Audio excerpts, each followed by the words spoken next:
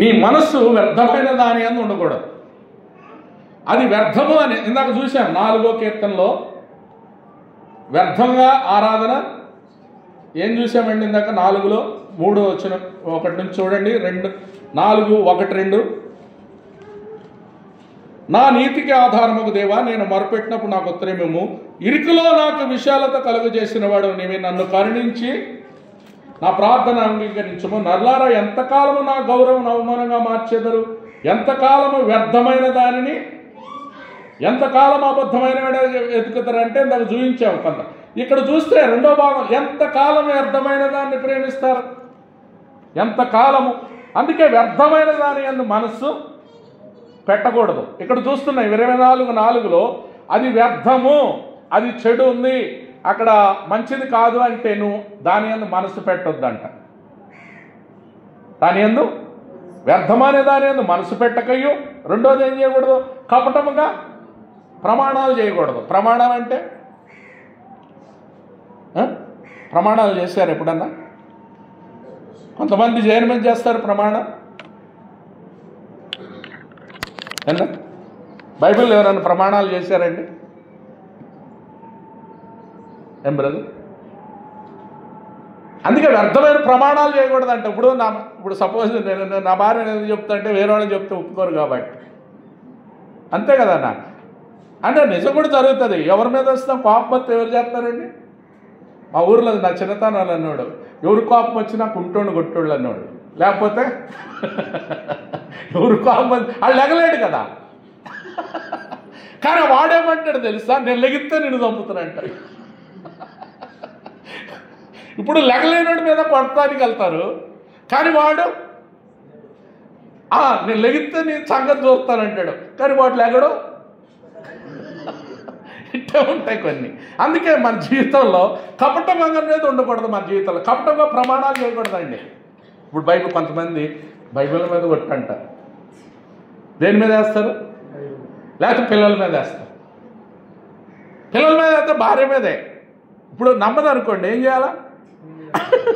నేను ఎంత చెప్పినప్పుడు నా భార్య నమ్మట్లా, అమ్మ నీ మీద ఒట్టు, నా మీద వేయకు, ఒట్టు నా మీద వేయకంటే ఏం చేయాలా? ఇప్పుడు నమ్మించేదట అమ్మా. అందుకే ప్రమాణాలు చేపిస్తారు. అంటే నేనేమంటే వ్యర్థమైన దాని ప్రమాణాలు కూడా ఇప్పుడు ఆకాశం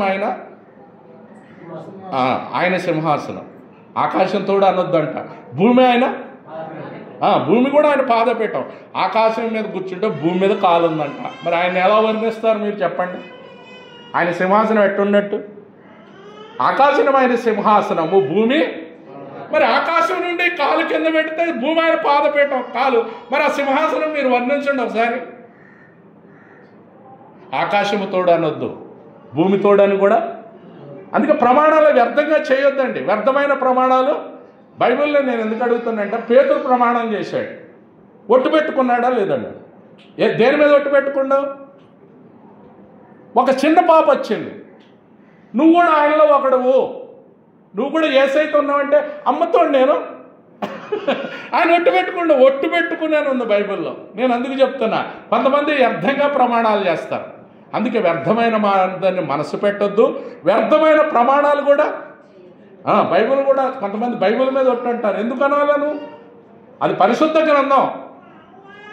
మనుషులు ఏదైనా ఉంటే నీకు నాకు ఉంటే సరి చేసుకోవాలండి. ఏమన్నా మనుషుల్లో ఏమైంది? మనుషులమే కదా. నేను అందుకని నా ప్రతి ఇంటికి మట్టిపోయి అనేది, ఎందుకంటే అందరం మట్టి నుంచి వచ్చిన వాళ్ళమే. మట్టి అనేది అందరిలోనే ఉంది. ఈ మట్టిలోకే పోద్ది. రేపొద్దున మనం ఎంత ఎగిరినా ఎంత చేసినా ఏం చేస్తుంది? మరణమైన చూడక, మరణము రుచి చూడక ఈ జీవితం. అందుకు ఒక పాట రాశారు ఒక భక్తుడు, ఈ జీవితము క్షణభంగురం. మంచిగా చెప్పాడు ప్రభుదాస్ అన్న. క్షణభంగురం, క్షణమే ఉండబోద్ది. గడ్డి లాంటిది, ఆవిరి లాంటిది, గడ్డి పువ్వు లాంటిది. క్షణభంగురమే ఈ జీవితం. అర్థమైందండి? ఈ జీవితం మళ్ళీ ఒక ఆయన ఏం రాశాడంటే విలువైనదని రాశాడు. మన జీవితం ఎలాంటిది? చాలా విలువ పెట్టి కొనబడ్డవాళ్ళం కదా. మీ దేహమే దేవునికి మరి ఆలయం అన్నాడు, అది 6:19 కూడా అండి, మీరు విలువ పెట్టి, అందుకే విలువైన వారం. అందుకే ఈ జీవితం కూడా విలువైనది. కష్టం వచ్చింది, బాధ వచ్చింది అనుకోకూడదండి. మనం చాలా ప్రశస్తమైన వారం. నిన్ను నన్ను విలువ పెట్టి కొనుక్కున్నాడు. మనము వాళ్ళెంత వీళ్ళంత అంటే నువ్వు అనొచ్చు, కానీ మనం దేవుని దృష్టిలో ప్రశస్తమైన వారం. అందుకే భక్సింగ్ గారు ఏమంటారన్న, ఆయన 3 మాటలు అనేవాళ్ళు ఎప్పుడు, ఆల్ ఆర్ ఈక్వల్, అందరూ సమానం. ఆల్ ఆర్ ప్రెసెస్, అందరూ ప్రశస్తమైన వారే. ఆల్ ఆర్ నెససరీ అంటే మర్చిపోద్ది ఫౌండేషన్. ఇవి చాలామంది ఆడంతా ఈడంతా ఊకే అంటుంటారు, కానీ నీకు ఎంత ఉన్నా ఏమైతుందో మట్లోనే పోవాలి కదన్నా. ఈ జీవితం విలువైనది నరులారా, మన దాంట్లో లేదండి. నేను విన్నా అది ఒక పాట, అది చాలా నచ్చింది నాకు. ఆ పాట వస్తే పాడండి, ఒక వచ్చారండి, వచ్చండి మీకు ఉంటే పాడన్నా ఒకసారి. నాకు అదే మంచి పాట అని.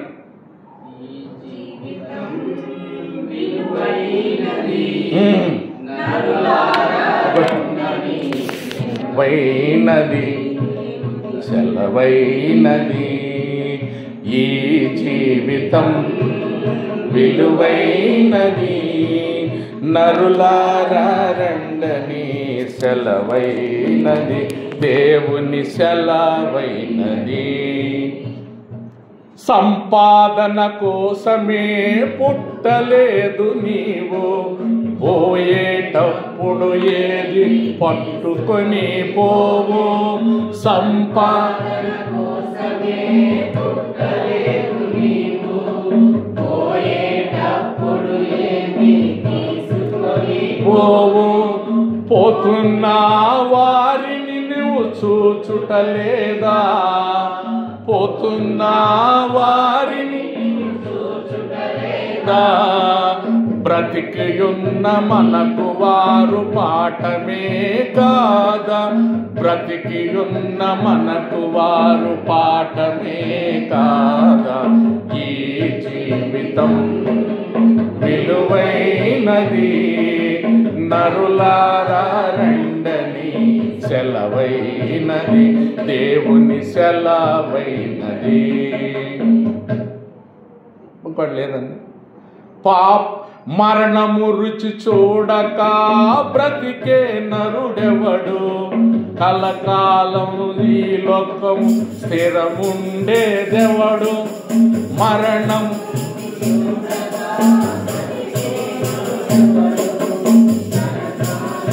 ఈ స్థిరముండేదెవరు. నా పెద్ద తేడా లేదు మరణానికి, చిన్న పెద్ద తేడా లేదు ఆనికి. శ్మశానానికి అడ్డుగావు అంటే, శ్మశానానికి కులమతాలు అడ్డు కాదంట. శ్మశానానికి కులమతాలు భేదాలు అన్నీ ఇక్కడ ఉన్నాయి. ఆ శ్మశానానికి అక్కడేమి, అందరూ అక్కడికే పోవాల్సిందే, మట్టిలోకి. అర్థమైందండి. పాపులకు సోటు లేదు పరలోకమునందు, అందుకే మార్పు చెందు మరణానికి. అంటే పాపులకు చోటు లేదు పరలోకంలో, అందుకే మార్పు చెందు. నువ్వు మరణించక ముందు ఇప్పుడు మార్పు చెందాలి. యేసు రక్తమే నీ పాపానికి మందు. ఏమిటి మందు? ఆ పాపానికి మందు యేసు రక్తం. అసలు నాకు ఎంతో నచ్చింది ఈ పాట. ఎవరో బ్రదర్ రాశాడు, నేను విన్నాను. అది విన్న కాడి నుంచి ఈ పాట పాడుకుంటున్నా. ఏం చేస్తాం, నాకు ఎక్కడ అంటే స్క్రిప్ట్ దొరకట్లేదు, కానీ వింటున్నా. స్క్రిప్ట్ దొరికితే ఉందా బ్రదర్? ఉంటే ఒకళ్ళు ఇవ్వండి. నేనేమంటానంటే, నాకు చాలా ఉందన్నమాట. ఎందుకంటే ఆ పాటలో మరణించక బ్రతికే నరుడు ఎవడు లేడు. కాబట్టి నీ పాపానికి ముందేంటి? యేసు రక్తమే ప్రతి పాపానికి. అందుకే ప్రియమైన వాళ్ళారా, వ్యర్థమైన దాని యందు మనసు పెట్టినంత కాలం మనం ఎక్కడికి కపటంగా కూడా ప్రమాణాలు చేయొద్దు. ఏముండాలా? ఆఖరికి ఆ వచనం చూడండి, 24:5.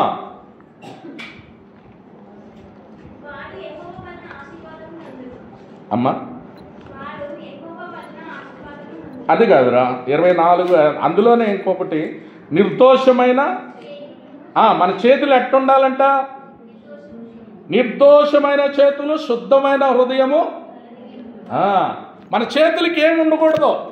చేతులంటే బయట ఇప్పుడు మనకు కనబడేది మురికట్టితో కడుక్కున్నాం అంటే ఈ నిర్దోషంగా ఉండాలా, దోషం ఉండకూడదు. తర్వాత శుద్ధ హృదయం, హృదయంలో ఏముండాలా, అంతరంగంలో. అందుకే దైవజనులు తిమోతి గారు, ఖమ్మం తిమోతి గారు అంటారు, ఖమ్మంలో చేసినారు ఎల్షద్దాయ్. మా ఊర్లో ఆయన టైంలో మందిరం కట్టారు. మా అమ్మ వాళ్ళు అక్కడ రక్షించబడ్డది ఫస్ట్. నేను హై స్కూల్లో ఎలిమెంటరీ చదువుతున్న టైంలో ఆయన సేవ చేశాడు మా ఊరికి వచ్చి. ఆయన అంటుండే, ఆయన మా ఊరు ఏమంటుండే తెలుసా, అన్న తిమోతి అన్న, అన్నకే తెలిసేమో అనుకుంటా, లోనా బయట బాగున్నారా? ఇదే క్వశ్చన్ వచ్చినప్పుడు ఇద్దరు ఇంటికి ఎవరికన్నా వస్తే ఏం క్వశ్చన్ అడిగేది? ఇప్పుడు మీరు వస్తే ఏం క్వశ్చన్ అడుగుతారండి? బాగున్నా అంటాం. కానీ ఆయన ఏం అడుగుతాడు తెలుసా, లోనా బయట. ఇప్పుడు మనం తిన్నావా అని అడుగుతావు తప్ప ఆయన ఏం అడుగుతారు అంటే, నేనేమంటానంటే క్వశ్చన్ అడిగిన దాంట్లో లోనా బయట కూడా అంటే ఏంటి, హృదయంలో కూడా బాగుండాలి, అంతరంగంలో. ఇప్పుడు బయట కడుక్కుంటే పర్లేదు, బాగానే శుభ్రంగా ఉంటాం, మరి లోన ఎవరు చూస్తారు? అందుకు అడిగేది నిర్దోషమైన చేతులు శుద్ధ హృదయం ఉండాలి మనకు. అందుకే ఆత్మ విషయమే దీనిలైనది పరలోక రాజ్యము అందులో వస్తుంది. హృదయము శుద్ధి గలవారు ధనిలు వారు, హృదయం శుద్ధి గలవారే దేవుని చూస్తారంట. అందుకే మన హృదయం అన్నిటికంటే మోసకరమైంది, ఇది కఠినమైంది, ఘోరమైన. అంటే ఈ హృదయము పొడవబడాలంట. పొడవటం అంటే మీరు అపోస్తుల కాలాన్ని 3 చూడండి, వారి హృదయం పొడవబడ్డది.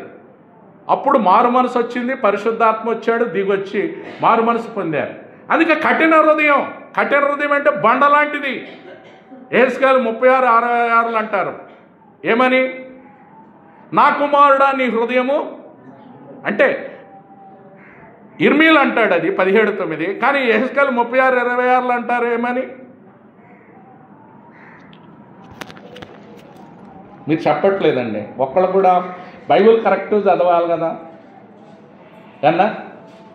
మేము అన్నప్పుడు ఒకటి అందిస్తే ఏమవుతుంది మీకు? మీ సొమ్మేమని పోద్దా అన్నా? ఇప్పుడు 36:26 అంటే వాగ్దానమే కదా మీకు. అది ఎవరికి రాలేదండి, 2-3 కన్నా వస్తుంది.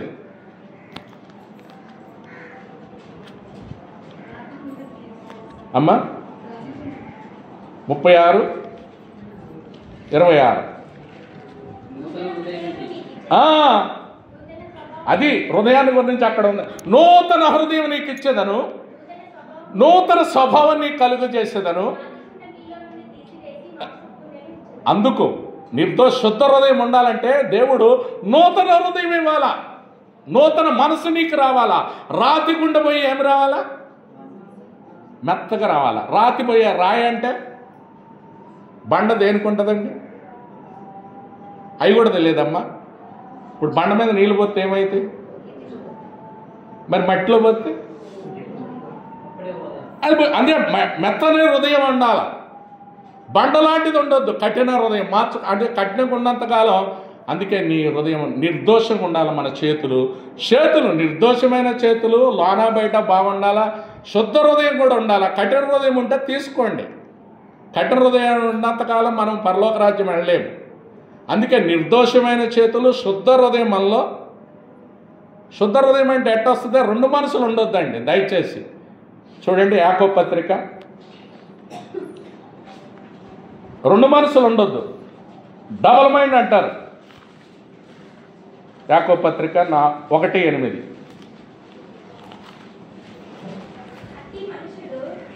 అట్టి మనుషుడు అంటే ఎవరు? 2 మనసులమ్మా. అది దిమానుష్కుడు. Thank you. దిమానుష్కుడు అంటే 2 మనసులు అని అర్థం. తన సమస్త మార్గముల యందు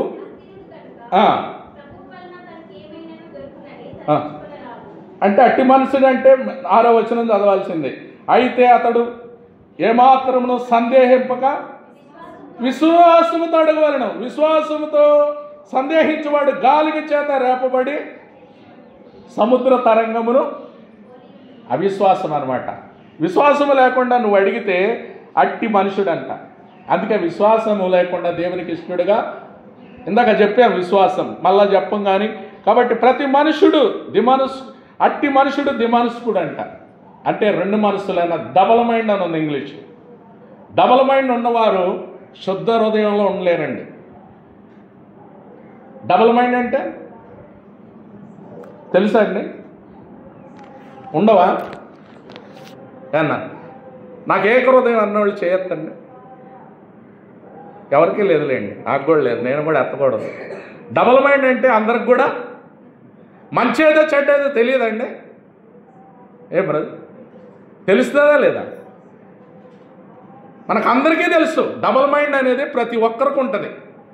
ఈ ఉన్నప్పుడు కంట్రోల్ చేసేది ఎందుకంటే చూడండి, ఇంకొక మాట 4:8 ఇంకొక మాట ఉంది చూడండి, అక్కడ స్పష్టంగా ఉంటుంది. యాకోబు పత్రిక 4,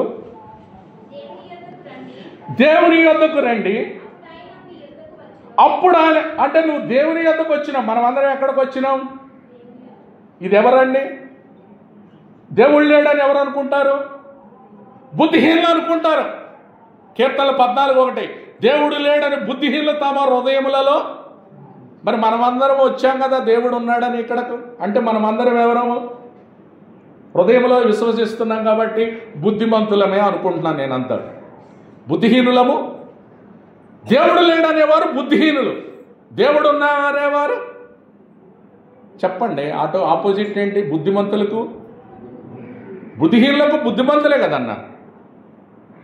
మనమందరం బుద్ధిమంతులం కాబట్టి ఇక్కడికి వచ్చిన మనకు డబల్ మైండ్ ఉండొద్దు, 2 మనసులు ఉండొద్దు. అందుకే ఇక్కడ అన్నారు 4:8 దేవుని యొద్దకు రండి అప్పుడు ఆయన మీ యొద్దకు. పాపులారా మీ చేతులను ఏం చేయాలి? ఇప్పుడు మన చేతులు శుభ్రం చేసుకుని దిమనస్కులారా, అంటే ఇప్పుడు దిమనస్కులారా మీ హృదయాన్ని పరిశుద్ధపరచుకోవాలి. డబల్ మైండ్తో దేవుణ్ణి సేవించకూడదు, ఉండకూడదు. దిమనస్కులారా మీ హృదయాన్ని, ఈ కఠిన హృదయాన్ని మార్చుకోండి. కఠిన హృదయాన్ని మార్చుకోవాలి. మాంస హృదయం ఇస్తానన్నాడు. అలా దిమనస్కత్వం ఉండొద్దు. పాపులారా మీ చేతులు కడుక్కోండి, శుభ్రం చేసుకోవాలి. ఒకడ ఏదన్నా అంటే దానికి రక్త ఏమంటున్నారు? ఇప్పుడు పిలాతు ఎందుకు చేతులు కడుక్కున్నాడు?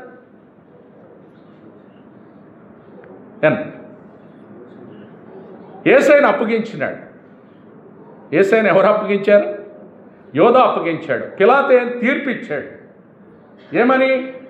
మరణానికి ఆయనే అధికారం. కానీ భార్య అంది ఆ నీతిమంతుని జోలికి నువ్వు పోవద్దయాన్ని. అప్పుడు భయం వేసిపోయి ఈయన యందు నాకు ఏ దోషము, చూడండి ఆ దోషం పోవాలని చేతులు కడుక్కున్నాడు. అంటే నేనేమంటున్నానంటే ప్రియమైన వాళ్ళారా, మనలో దోషం పెట్టుకొని ఎక్కడికో పోతారు. ఇక్కడ దోషం ఉంటే నువ్వు ఎక్కడికో పోతే పోద్దండి. ఎక్కడ పోగొట్టుకుంటే అక్కడ ఎదిగితే దొరుకుతుంది. వస్తువు ఇక్కడే పోయింది కదన్నా, నీ బంగారం ఏదైనా పోయిందానికి ఇక్కడ ఎదుగుతావా, ఎక్కడికైనా పోతారా? అంటే మా జీవితంలో ఏది నష్టపోయినావో నీకు తెలుసు అనుకుంటున్నా నేను. తెలియకుండా ఉండదు. నష్టపోయిందని నువ్వు ఎతకాలి, నీ హృదయం నీకు తెలుసు కనుక. రెండోది 2 మనసులో డబల్ మైండ్ వద్దు. మనం శుద్ధపరచుకోవాలి. శుద్ధ హృదయం ఉండాలి మన హృదయంలో. శుద్ధంగా ఉన్నప్పుడు బలలో పాలు పొందాలి. శుద్ధ హృదయం ఎట్ట వస్తుంది? ఫిలిప్పీలకు రాసిన పత్రిక 2వ అధ్యాయం చూడండి. ఎందుకంటే శుద్ధ హృదయం లేకుండా డబల్ మైండ్తో వెళ్తే మనం వెళ్ళామండి ప్రియులారా. ఫిలిప్పీ 2:1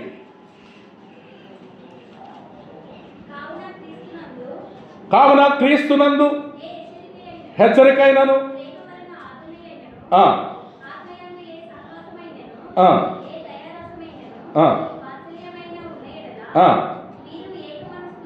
రెండవ వచనం అందరం ఏక మనస్కులగునట్లు ఏక ప్రేమ కలిగి ఏక భావం గలవారుండి ఒక్కదాని యందే మనసుంచుచు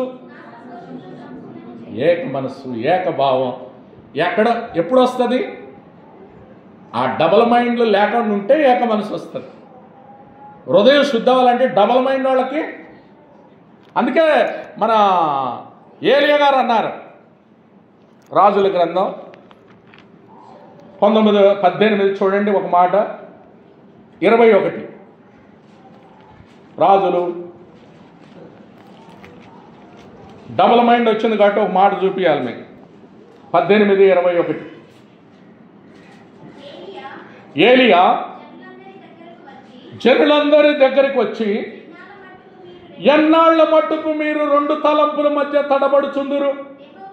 యెహోవా దేవుడైతే ఆయనను అనుసరించుడి, దేవుడైతే వారిని అనుసరించుడని ప్రకటన. జనులు అతనికి ప్రత్యుత్తరంగా ఒక మాట అయినను ఏలియా అన్నాడు, సవాలు విసిరారు. 450 ప్రవక్తలను చంపాడండి. వారు కాసుకొని రక్తం గారు బయలురా బయలురా అని ఎగురుపెట్టి బంతులేశారు రాత్రంతా. ఎగిరిన అప్పుడు ఆయన రమ్మనంటే ఏడొస్తారు? ఈయన ప్రార్థన చేసి ఆకాశం మీద అగ్ని దిగి దహించింది. వెంటనే 450 మంది ప్రవక్తలను చంపారు. అది ప్రియుడ, మీరెన్నాళ్ళు 2 తలంపులతో, 2 తలంపులు ఉండొద్దు, డబల్ మైండ్, ఒకే మనసు, ఏక మనసు. ఫిలిప్పీ 2:2 ఏమన్నాడు? మీరు ఏక మనసుకు లగినట్లు ఏక ప్రేమ, భార్యాభర్తల మధ్య ఒకే ప్రేమ ఉండాలి. నీకు నొప్పి వస్తే నాకు నొప్పి వచ్చినట్టు ఉంటేనే ప్రేమ. సంఘంలో కూడా అదే, యేసయ్యకు మనం ఏక మనసు అలాగొస్తుంది. ఏక మనసు ఉండాలా, ఏకభావం ఉండాలా, ఏకభావంగా ఒక్కదాని అందే మనసు ఉంచి సంతోషంగా ఉండాలా. రెండోది ఎఫెసీయులకు రాసిన పత్రిక చూడండి 4వ అధ్యాయము. ఈ వన్నెస్ అనేది మన సంఘాలకే ఇంపార్టెంట్ అండి. ఇప్పుడు ఈ వన్నెస్ పోయింది మన సంఘాల్లో, ఏకత్వం అనేది పోయింది. 4వ అధ్యాయము 1వ వచనం. కాబట్టి మీరు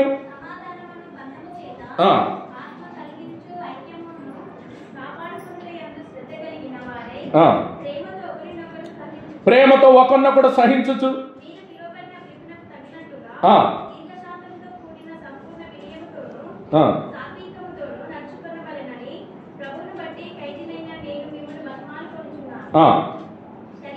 శరీరం ఒక్కటే, ఆత్మ ఒక్కటే,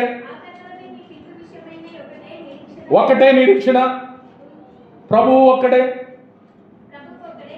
విశ్వాసం ఒక్కటే, బాప్తిసం ఒక్కటే, అందరికీ తండ్రి అయిన ఆయన అందరికీ పైగా ఉన్న అందరిలో వ్యాపించి అందరిలో ఉన్నాడు. ఏమైనా భేదాలు ఉన్నాయండి ఈడ? ఒకే విశ్వాసం, ఒకే ఫెయిత్, ఒకే ప్రజలు, ఒకే మనసు. ఎటొచ్చింది వీళ్ళకు? ప్రేమ యందు ఐక్యత, బంధం, ఒకే బంధానికి ఉన్నారు, ఏక బంధం. అందుకే ప్రియులారా, ఈరోజు సంఘాల్లో మన ఈ యొక్క గ్రూపులుగా మన సంఘాలు, మన పితరులు ఆనాడు ఉద్యమం ఉండే. ఎవరన్నా వస్తే ఈరోజు బైబిల్ చదివావా క్వశ్చన్. నేను వెళ్ళిన కొత్తలోనండి, ఈరోజు బైబిల్ చదివావా, ఆర్ యు బోర్న్ అగైన్? మీరు అడుగుతున్నారా ఎవరన్నా నీ క్వశ్చన్?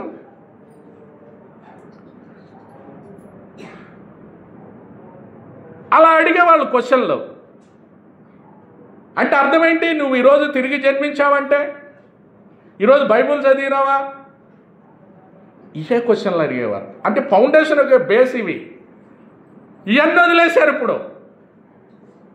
ఏక మనసు లేదు, ఏకభావం లేదు, ఒకే ఆత్మ, ఒకే బాప్తిసం, ఒకే దేవుడు ఒక్కడే కదా. ఆయన ఒక్కడే అన్నప్పుడు భేదాలు ఎందుకు వస్తున్నాయి? ఎందుకు వస్తున్నాయి అంటే క్షమించలేని గుణాలు. ఎందుకు వస్తాయి అన్న? మత్తయి సువార్త 6 చూడండి, అది చదివి బల్లలో పాలు పొందుదాం. మత్తయి సువార్త 6:14. ఎందుకంటే వ్యర్థంగా మనము ఎన్ని చెప్పినా కానీ మన హృదయంలో క్షమించే గుణం లేకపోతే వేస్ట్. 6:14. మనుషుల అపరాధాలను మీరు క్షమించిన ఎడలా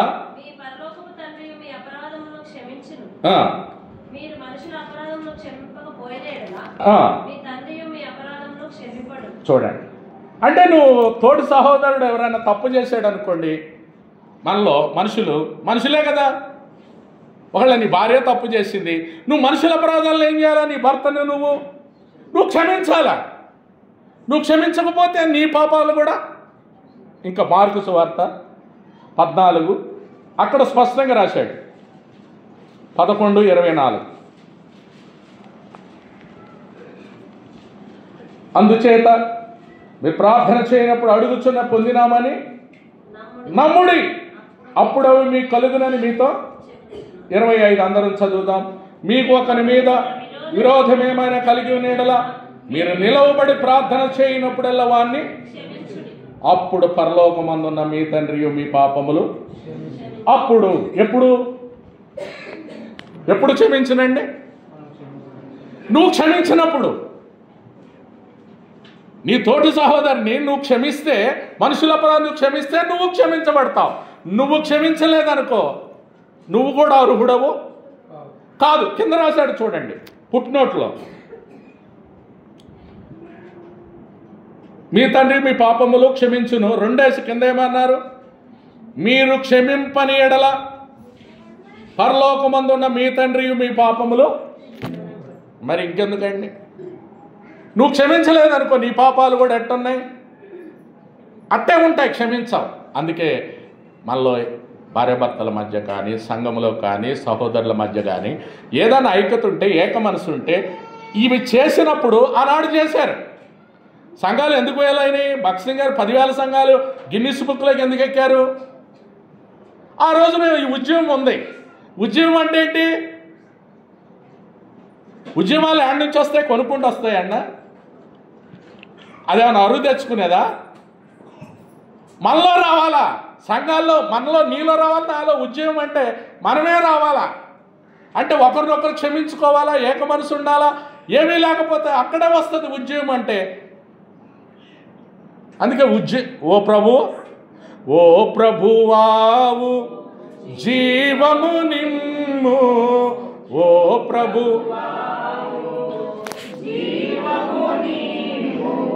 విరిగిన మనసుతో నీవే. మనసు ఇరిగిన మనసుతో ఏడితే ఎందుకు రాదండి ఉద్యమము? ప్రార్థన చేసినప్పుడు మనకే మన సహోదరుని కానీ నువ్వు క్షమించాల. ఒకరి మధ్య అలా ఉన్నప్పుడు సమాధానం వస్తుంది, ఐక్యత వస్తుంది సంఘాల్లో. తప్పకుండా ఉద్యమం అనేది కొట్టుకుండా వస్తుంది. ఎందుకు రాదండి? అందుకే ప్రియమైన వాళ్ళని మన జీవితంలో ఆ చదివింది 24:4 వచనం జ్ఞాపకం చేసుకోనండి. మనం ఏం చదివాము? కీర్తనలో 24:4 వ్యర్థమైన దాని యందు మనసు పెట్టకూడదు, కపటంగా ప్రమాణం చేయకయు, నిర్దోషమైన చేతులు శుద్ధమైన. కాబట్టి అలా శుద్ధమైన హృదయం, నిర్దోషమైన చేతులుండి మనం బలలో ఏక మనసు కలిగి మనమందరం పాలు పొందాలని ప్రభు నామమున మనవి చేస్తున్నాం. రండి ప్రియులారా, అలాంటి ఏక మనసు. 2 తలంపులు వద్దంటే, 2 మనసులు వద్దు. 2 మనసులుంటే సరి చేసుకునండి. దిమనస్కులారా ఎంతకాలం ఉంటారు? కాబట్టి దేవుని ఎదుట దేవుడు చూస్తున్నాడు. నేను మనుషులు ఎవరు చూడకపోవచ్చు, నీ హృదయాన్ని నా హృదయం దేవుడికి తెలుసు. ఆయన చూస్తున్నాడు కనుక నువ్వు ఏమన్నా వ్యర్థమైనవి ఉంటే ఏక మనసు కలిగి సరి చేసుకొని బలలో పాలు పొందాలని మీకు